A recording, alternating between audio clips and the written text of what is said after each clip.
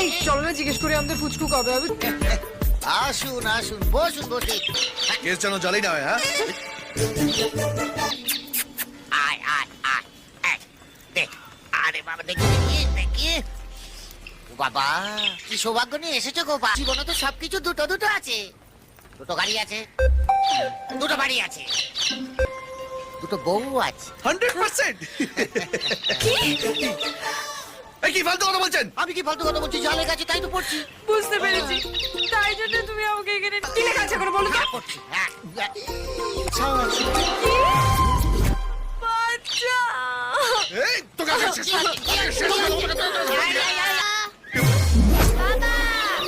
এই বাচ্চা আমার নয়, আমাকে বলতে গেলে বিশ্বাস করো।